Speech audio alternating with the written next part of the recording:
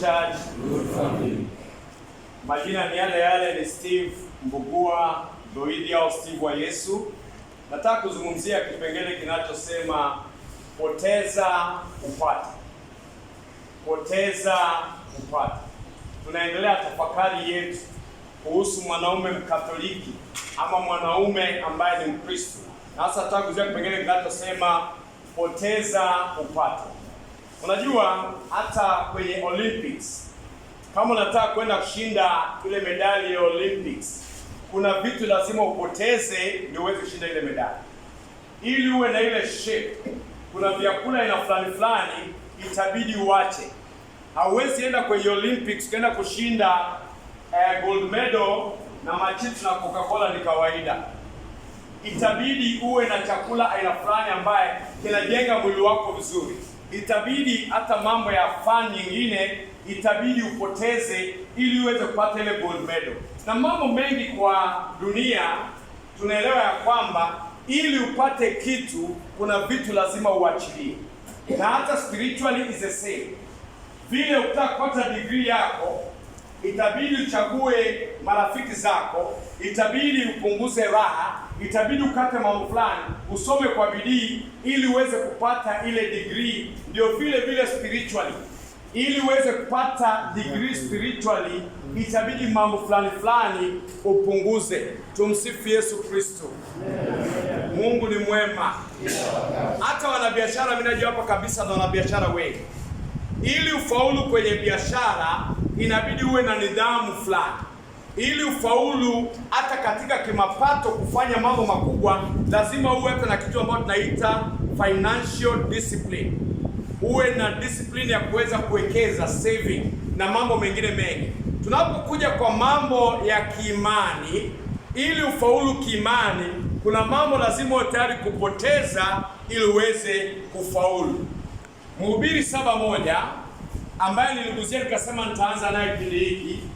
Mhubiri 7:1 inasema sifa njema ni bora kuliko marashi ya dhamani, na siku ya kufa ni bora kuliko siku ya kuzaliwa. Sifa njema ni bora kuliko marashi ya dhamani, na siku ya kufa ni bora kuliko siku ya kuzaliwa. Kwa nini Mungu aseme siku ya kufa ni bora kuliko siku ya kuzaliwa? Ndio swali ambalo ni muhimu tujiulize. Kabisa ukiangalia hekima ya Mwenyezi Mungu ni tofauti na hekima ya dunia. Kulingana na hekima ya dunia, siku ya kuzaliwa ni bora. Birthday tunaipangia. Kuna watu hata wanaform committee za birthday. Birthday kunakuwa na sherehe, lakini sifikiri kuna wazee wengi hapa huwa wanapangia siku ya kufa. Utapata pengine hakuna. Utapata moja anapanga, mzee anatengeneza jeneza yake, akifa azikwe. Hiyo ni preparation physically. I'm talking about spiritually. Kujiandaa kiroho kwa ajili ya siku ya kufa. Siku ya kuzaliwa inaleta zile siku unazoishi hapa duniani. Sijui siku hizi watu wanaishi miaka mingapi. Watu wakienda sana 70, 80. Kama wazee ambao tuko hapa leo, kama ni 70, hebu anza kupiga mahesabu yako yamebaki ngapi? Kama Mungu atakufikisha kule.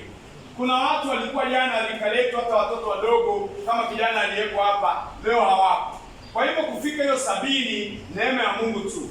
So birthday au siku ya kuzaliwa inaleta ile miaka unaishi duniani. Kwa mfano sema ni 70. Umezaliwa leo, kuna miaka 70 ambayo inakuja kutokana na siku ya kuzaliwa. Ile siku utakufa italeta miaka ngapi mbele? Milele na milele na milele, haina mwisho. So ni siku gani ambayo ina uzito? Ile ya kufa, kwa sababu inaleta muda mrefu sana. Na ndio maana kwa hekima ya Mungu anasema hiyo siku ni muhimu kuliko siku ya kuzaliwa. Hiyo siku ni muhimu kuliko siku ya graduation yako. Hiyo siku ni muhimu kuliko siku zingine zote, kwa maana ina uzito mkubwa, ina muda mrefu sana. Na kama siku ya birthday huwa unapangia birthday yako, mnakuwa na sherehe kubwa. Kama graduation, mtoto anasoma miaka 10 ndio apate degree. Je, siku ya kufa?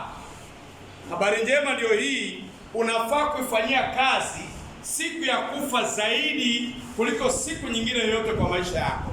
We are meant to prepare more for this day, ili ikija nipate uzima wa milele.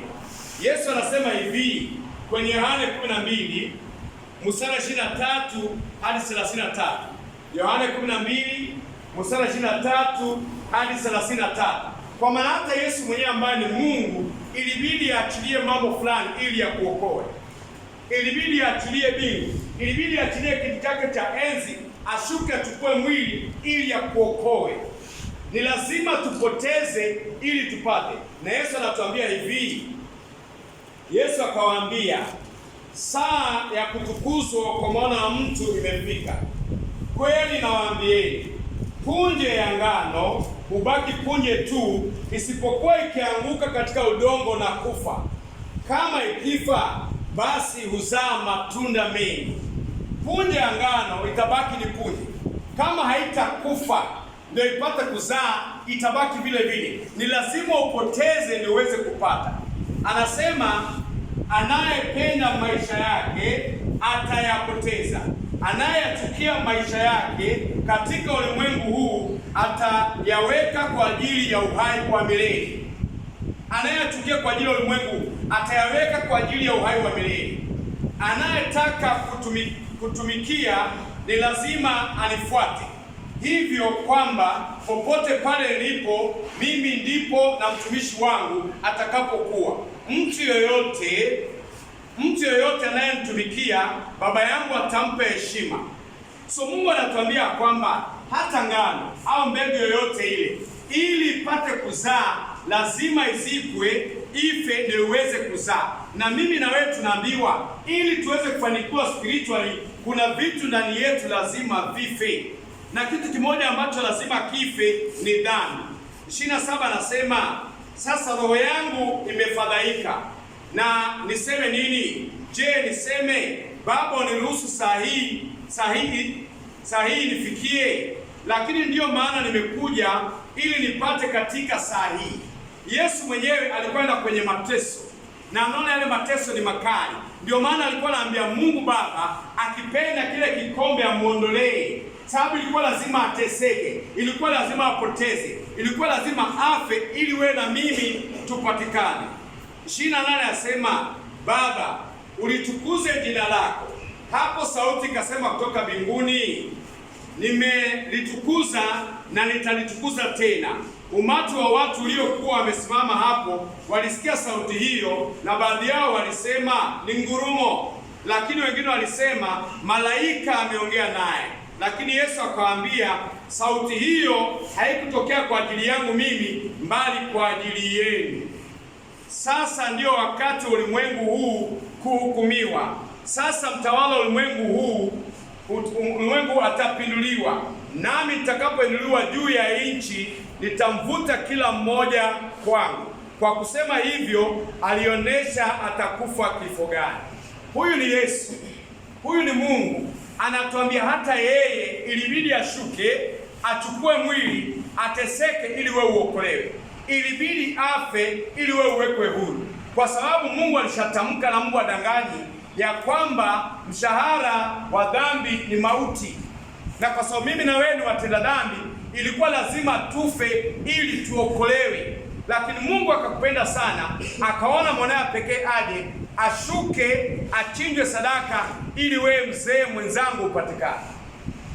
Ili kila muamini asipotee, bali apate uzima wa milele. Hata Paulo mwenyewe kwa Korintho wa kwanza 15 mstari wa 33 hadi 38 anatukumbusha kwa maneno haya. Wa Korintho wa kwanza 15 mstari wa 33 hadi 38 anatukumbusha akasema, msidanganyike, urafiki mbaya huharibu tabia njema. Urafiki mbaya huharibu tabia njema.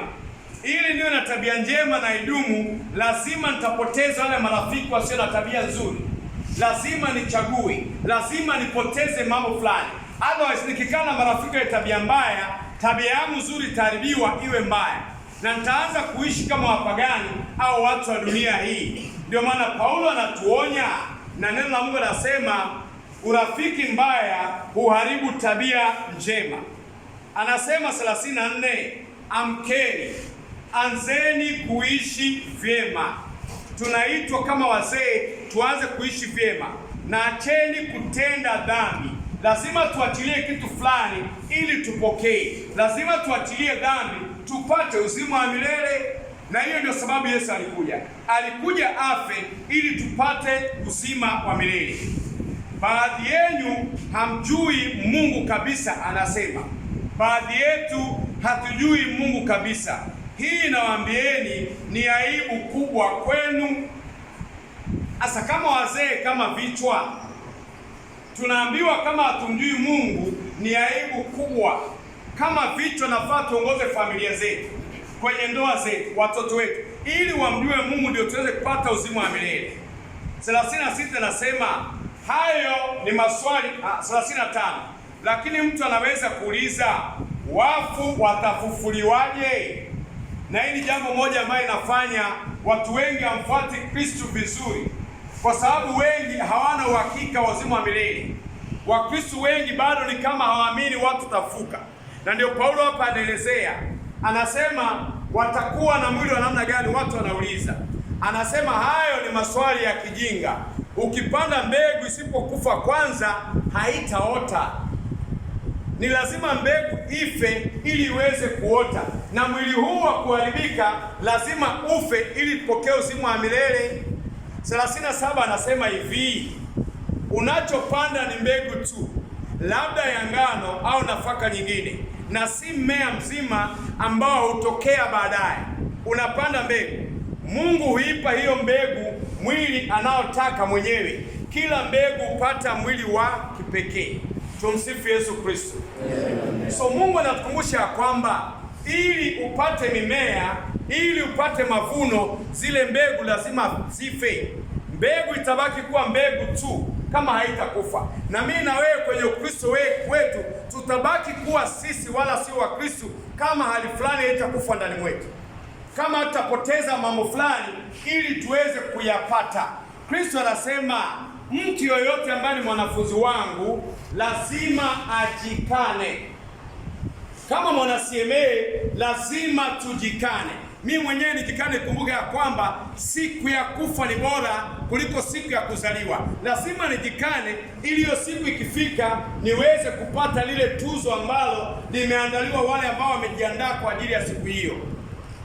Ni lazima tujikane, ni lazima tujiandae, ni lazima tuondoe kwa mitindo ya dunia tuende kwa mitindo ya Mungu. Lazima tuondoe kwa kuongozwa kwa hekima ya dunia, tuongozwe na hekima ya Mwenyezi Mungu.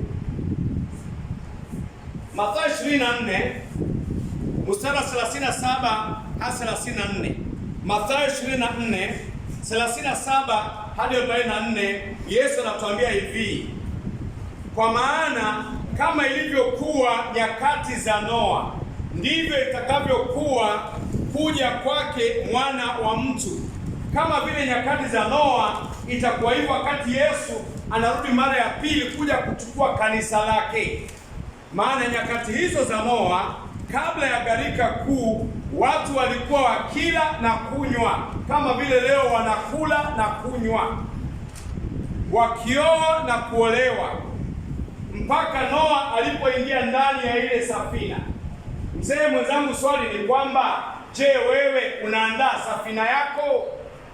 Hiyo ndio swali kubwa. Watu wengi inawezekana walimtazama Noa wakaona ni mpumbavu. Wakati anajenga safina ilikuwa wakati wa kiangazi, hakukuwa na mvua, kulikuwa ni kiangazi kikubwa. Inawezekana wazee walikuwa wanapita pale wanamuona akijenga safina, wasema huyu mzee amechanganyikiwa, huyu mzee ni mpumbavu, ajielewi.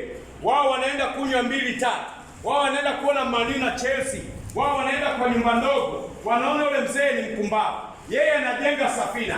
Kumbuka safina inakuja kuokoa familia yake na wale walio tayari. Hawakupatikana waliokuwa tayari. Ilikuwa ni familia moja tu. Je, leo hii wewe mzee mwenzangu unajenga safina yako ama utapatikana kama wale watu wakati wa Noa? Ndio swali kubwa. Ndio tujiulize juu ya kwamba ni lazima tupoteze ili tuweze kupata. 39 nasema hawakujua kuna nini mpaka gharika ilipotokea. Si kama unajua kuna nini mbele. Siku ya kufa ni bora. Je, itakuwa ni bora kwako? Ndio swali kubwa. Je, unajiandaa namna gani? Ikawakumba wote. Ndivyo itakavyokuwa wakati mwana wa mtu atakapokuja. Wakati huo watu wawili watakuwa shambani, mmoja atachukuliwa, mwingine atawachwa. Wazee wawili watakuwa shambani. Kristo anasema mzee mmoja atachukuliwa, mwingine atawachwa. Wazee watakuwa kwenye mkutano wa CMA, mmoja achukuliwe, mwingine awachwe. Inategemea kama wewe mwenyewe umetengeneza safina yako ama hujaitengeneza. Inatengenezwa wakati wa kiangazi kabla mvua ijaja. Usingoje uone zile ishara za mwisho ndio sema acha nijenge Ukristo wangu sasa. Wakati ni sasa. Inasema hivi mstari wa 41, kina mama wawili watakuwa wanasaga nafaka, mmoja atachukuliwa na mwingine atawachwa. Wazee wawili watakuwa kwenye baa, mmoja aachwe, mwingine achukuliwe. Watu wawili kitanda kimoja, wewe na mke wako. Naomba ni wote wawili mchukuliwe mswaki, lakini uamuzi ni wako kama kichwa, jinsi utakavyoongoza familia yako. Anasema wawili watakuwa kitanda kimoja, na mmoja ataenda, mwingine awache. Huwa naambia mke wangu kila wakati, naomba Mungu tuende pamoja, lakini uamuzi wa kwenda ni wa kwake binafsi, ni uamuzi wa binafsi. Anasema basi kesheni, kwa maana hamjui siku atakapokuja Bwana wenu. Lakini kumbukeni jambo hili, kama mwenye nyumba angejua siku mwizi atakapofika, angekesha, wala angeiacha nyumba yake ivunjwe. Kwa hiyo nanyi pia muwe tayari, kwa maana mwana wa mtu atakuja saa msiyoitazamia. Atakuja kama mwizi. Kumbuka wazee, tumewekwa kama vichwa, tumepewa majukumu makubwa zaidi, tutadaiwa zaidi. Huyu kijana wako utaulizwa maswali kwa ajili yake. Ulimuongoza kwa njia ya uzima wa milele? Mke wako wewe ndio kichwa, yeye ni shingo. Ulimuongoza kwa njia ya uzima wa milele? Ama utapatikana hauko tayari, unasema acha nibone raha kwanza kabla nikuwe mzee zaidi. Hakuna mtu ajue siku wala saa. Akija leo, uko tayari mzee mwenzangu kwa maisha ya milele na milele na milele? Itakuwa faida gani? Hata kama hapa duniani umefanikiwa sana, uende kwa tajiri mpumbavu kulia na kusaga meno milele yote, hakuna faida yoyote ndugu yangu. Kuna uzima wa milele. Tuandae safina yetu ili ile mvua ikija gharika, ambayo ni kifo kikija, mwili utakapozikwa, ile mbegu ikizikwa, nafsi yako na roho yako irudi kwa Baba, ukasherekee na yeye milele yote. Hakuna furaha kubwa kama ya milele. Abrahamu, ukisoma Mwanzo 22 mstari wa 10 hadi 18, tunajua story ya Abrahamu. Yeye aliondoka, ilibidi akaachilia watu wao ili apokee ufalme wa mbinguni. Ilibidi akaachilia mila zao ili apokee mila ya Mungu. Ilibidi akaachilia tabia zao ili apokee tabia ya Mungu. Mzee mwenzangu, lazima tupoteze ili tupate. Kuna mambo lazima tupoteze. Abrahamu aliwacha, akaanza mila mpya na Mungu. Baadaye amepata mtoto akiwa na miaka 100, mzee, na Mungu anamwambia huyu mtoto nitolee sadaka. Ule ulikuwa ni mtihani. Shuleni tunaenda tunapewa mtihani ili upite uende kidato kingine. Naye kiimani, mtihani wa imani ni majaribu unayopata. Majaribu yakija, umeletewa mtihani. Sio wakati wa kunung'unika mbali, ni wakati wa kulilia Mungu na kupita kwa imani ili uende kwenye level nyingine ya imani. Abrahamu alipoambiwa nitolee Isaka, kumbuka ni kijana tayari amefika miaka 10 na yule mzee alipata kwa na miaka 100. Kwa hivyo tayari Abrahamu ni miaka 110 anaambiwa nitolee sadaka. Si kama ni wewe mzee mwenzangu ungeambia Mungu nini? Leo hii hata ukiambiwa kijana wako moja ya padri, unaona hapana, lazima aoe ili nizaliwe. Huyu aliambia mtoto wake wa pekee sadaka. Anasema hivi, Abrahamu akanyosha mkono wake, akatoa kisu tayari kumchinja mwanawe. Kwa sababu Mungu amesema anatii, ametengeneza altari, amemfunga kijana. Kijana anamuuliza wapi mwanakondoo? Anaambiwa don't worry, God will provide. Anamshika na inua kisu juu. Lakini malaika wa Mwenyezi Mungu akamwita kutoka mbinguni, Abrahamu, Abrahamu, naye akaitika, naam, nasikiliza. Malaika akamwambia, usimdhuru mtoto wala usimfanye lolote. Sasa najua kwamba unamcha Mungu, kwani ukuninyima hata mwanao wa pekee. Ulikuwa ni mtihani. Abrahamu amepita mtihani. Mzee mwenzangu, mitihani ya kiroho unapita ama unafeli? Ndio swali kubwa. Huyu alipata mtihani mkubwa tena mzito. Hakuambia toe fungu la 10 tu ambaye tunashindwa kumpa Mungu kilicho chake. Aliambia toe fungu la 100 kwa maana alikuwa na mtoto mmoja wa ahadi, Isaka, na ndio huyo anaambia toe sadaka. Mungu hakutaka amuue, alikuwa anamjaribu tu. Akapita mtihani. Ndipo Abrahamu akatazama, akaona kondoo ndume amenaswa pembe zake kichwani. Basi akaenda akamchukua huyo kondoo, akamtoa sadaka kuteketezwa badala ya mwanawe. Naomba usikilize kuanzia hapo, sababu hapo ndio mchezo unaanza. Mtihani wa kiroho umekuja, umepita. Kwa hiyo Abrahamu akapaita mahali pale Mwenyezi Mungu hujalia, kama isemavyo hata leo, katika mlima wa Mwenyezi Mungu watu hujaliwa. Malaika wa Mwenyezi Mungu akamuita Abrahamu mara ya pili kutoka mbinguni. Sasa nikuulize swali, kama mara ya kwanza umeletewa mtihani wa kiimani ukafeli, je, utaitwa mara ya pili? Hamna. Na watu wengi hatufiki level ya kuitwa mara ya pili, kwa maana mtihani wa kwanza tulifeli. Abrahamu amepita mtihani wa kwanza, ndio maana anaitwa mara ya pili. Na mara ya pili huwa ndio ya kubarikiwa pasipo kipimo. Tunaambiwa toa fungu la 10, naona ni hela nyingi. Sababu namwambia Mungu kwa ile kidogo, anaona hatutaitwa tena kupewa manufaa za utajiri zaidi, kwa sababu tumelemewa na ile kidogo. Ni mtihani tu ndugu yangu, napewa ni mtihani. Akaitwa mara ya pili toka mbinguni, akamwambia, Mwenyezi Mungu asema hivi, nimeapa kwa nafsi yangu. Mungu anaapa, nimeapa kwa nafsi yangu kwamba kwa kuwa umefanya hivi wala hukuninyima mwanao pekee, hakika nitakubariki. Wewe maji, Mungu anasema for sure I'll bless you. Unaona ngoja baraka kiasi gani? Hakika nitakubariki, Mungu anasema, na wazao wako nitawazidisha kama nyota za mbinguni na kama mchanga ufuoni mwa bahari. Wazao wako wataimiliki miji ya adui zao. Hata adui zako, anasema, atakupigania, utawashinda, utamiliki hata mali yao. Kutokana na wazao wako mataifa yote duniani yatabarikiwa, kwa sababu wewe umeitii amri yangu. Mataifa yote. Mzee mwenzangu, habari njema ndio hii, baraka ulizo nazo. Hata Yesu kufa msalabani, Biblia inasema Yesu alikufa ili baraka hizi za Abrahamu ziturudie. Leo tunachota baraka kwa ajili ya mzee Abrahamu, mzee wa imani, mzee aliyeachilia akapokea. Aliachilia Isaka akapata mwanakondoo na baraka ambazo hazina kipimo. Hebu ambia mzee mwenzako, achilia Isaka upate mwanakondoo. Yes. Mwambie tena, achilia Isaka apate mwanakondoo. Wengi tunazuia Isaka, tunakosa mwanakondoo. Asa baraka ziko nyingi Mungu ametuandalia, lakini lazima kama wazee turudi kuwa vitu ambavyo Mungu alituita. Tujiongoze kuelekea mbinguni, tuachilie mambo ya dunia, tuachilie maisha ya dhambi. Hata wengine wote wakuwa corrupt, si tuachilie. Wakati huu wa Lent, najua ni wakati wa kufunga zaidi, ni wakati wa kujitoa zaidi, kufunga zaidi, kusali zaidi na matendo ya huruma zaidi. Haya yote yanaashiria kupoteza ili upokee.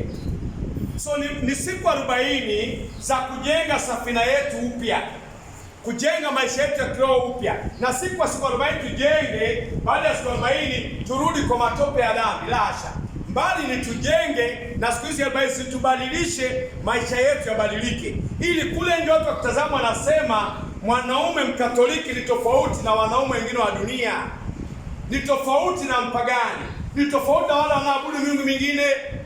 Kuwe na tofauti ili Kenya ufisadi ukwishe. Hautakwisha kama mimi na wewe hatutawachilia tamaa ya fedha, tamaa ya mali ya wizi, Kama ataachilia, hapawezi zaliwa kitu kipya. Ni lazima tupoteze ndio tuweze kupokea. Na malizia na verse hii ya Mathayo 16 24 hadi 26. Mathayo 16 24 to 26.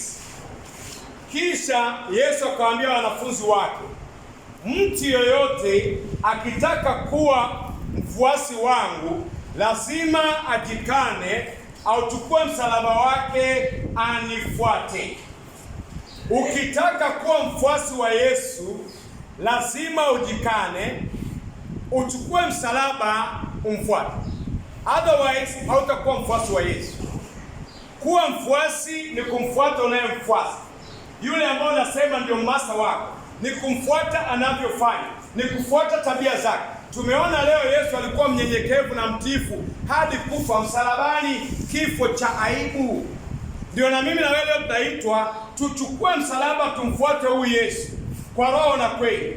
Haijalishi wengine duniani kama wanamfuata ama wamfuate. Haijalishi hata Wakristo wengine wanafanya nini. Wewe Mungu anakuita ukubali kuachilia dunia uweze kupokea uzima wa milele. Siku ya kufa ni bora kuliko siku ya kuzaliwa.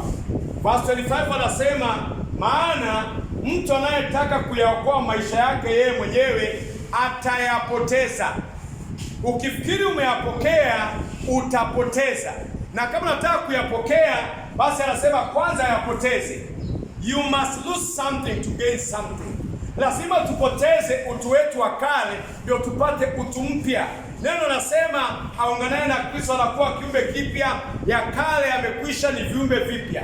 26 anasema, lakini mtu anayepoteza maisha yake kwa ajili yangu atayapata. Je, mtu atafaidi nini akiupata utajiri wote wa ulimwengu na hali apoteze maisha yake? Au mtu atatoa kitu gani kwa badala ya maisha yake? Ni faida gani? Hata ulimwengu wote tupate, maploti yote tuibe, tuwe na wanawake 10, tuwe na manyumba si manyumba, hata uwe na ndege yako helikopta ama jet ya kupeleka mali ataka, alafu siku ya kufa ifike uende motoni wa milele kuomba umwagiwe tone la maji kama tajiri mpumbavu. Itakuwa faida gani? Tuombe Mungu leo asaidie kuelewa ya kwamba kuna maisha zaidi ya haya, na mbegu isipopandwa ife haiwezi zaa matunda. Na mimi na wewe tusipokubali kuyapoteza maisha yetu, Kristo anatuambia tutayapoteza. Kama tutapoteza, tutayapoteza. Lakini tuko tayari kuyapoteza, tutayapata. Yeye mwenyewe alichinjwa sadaka ndio wewe na mimi tupate uzima wa milele. Wazee wenzangu, dunia ina mambo mengi. Dunia ina sauti nyingi. Dunia ina vituko vingi. Uamuzi ni wako na wangu. Naweza amua niwe mwanaume Mkatoliki mzuri, naweza amua niwe mwanaume Mkristo mzuri, au niwe Mkristo ambaye anafuata dunia, mguu mmoja duniani mwingine kanisani. Na Yesu anasema walio vuguvugu watapika. Anasema hafurahishi na vuguvugu, mguu mmoja huku mwingine kule. Anataka tuwe kamili ndani yake ndio tu wa Kristo. Kuna tofauti ya kuwa na jina la Kikristo na kuwa Mkristo. Wakristo wengi dunia ya leo wamebaki na majina ya Kikristo. Naomba isiwe wewe, isiwe mimi, ili siku ya kufa ikifika tupate uzima wa milele. Naomba simama.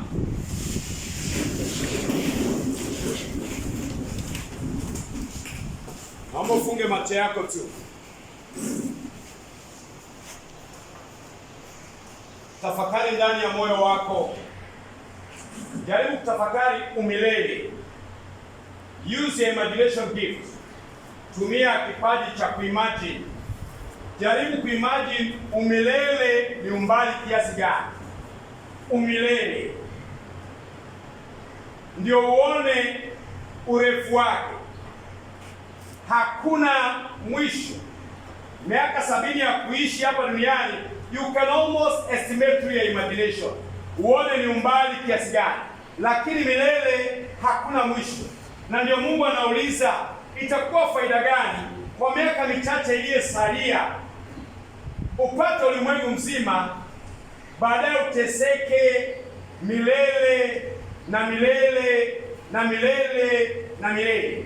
Familia yako iteseke milele yote, kwa maana hatukuwa vichwa vilivyoongoza kwenda mbinguni, tuliwaongoza kwa maadili ya kidunia. Basi ndani yako, mzee mwenzangu, kama umejitambua ni dhambi kama mimi, omba Mungu akuhurumie. Ni Mungu mwenye huruma na rehema nyingi sana. Ni Mungu wa msamaha. Anasema moyo uliovunjika na kubondeka hajawahi kukataa, hata anza leo.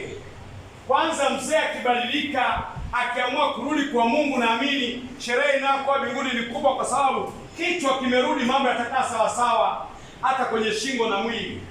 Ni familia itabadilika, majirani watabadilika, na nchi inaweza badilika, kanisa litabadilika, na hata dunia nzima, wanaume kuliko ile position yetu itabadilika. Lilia damu ya Yesu tena, damu inayenena mema juu ya maisha yako, ikutakase upya, ifanye upya maisha yetu. Damu ya Yesu Kristo. Lilia Roho Mtakatifu akujaze na nguvu mpya na neema mpya ya kutamani utakatifu, kutafuta utakatifu, ili tuwe wanaume wa Katoliki kweli, wanaume wa Kristo kweli, wanaomfuata Mungu kwa roho na kweli. Mungu mtakatifu, na kushukuru kwa ajili ya siku hii ya leo. Asante kwa nafasi ya kuwa na wanaume wenzangu. Umetuumba tuwe vichwa, tusamehe mahali tulipoteza mwelekeo, tuhurumie Mungu wa huruma. Ulimtuma wanao pekee aje achinjwe sadaka kwa ajili yetu, ili tuweze kurudi kwenye position yetu ya kuwa vichwa vinavyoongoza taasisi zote kuelekea kwako mbinguni. Iwe ni nyumbani, iwe ni kazini, iwe ni kanisani, iwe ni kwenye barabara, maeneo yote pale, tuwe vichwa, tuwe mwanga kwa wengine, tuwe chumvi kwa ulimwengu, ili sisi wenyewe tuelekee mbinguni, na wale wote ambao tunawaongoza tuelekeze mbinguni. Ndio siku ya kufa ikifika, Bwana, isiwe ni siku ya kilio, bali ni siku ya kujienjoy na wewe milele na milele na milele na milele bila mwisho. Kwa njia ya Kristo tunaomba na kuamini. Amina. Kwa jina la Baba na la Mwana na la Roho Mtakatifu. Amina.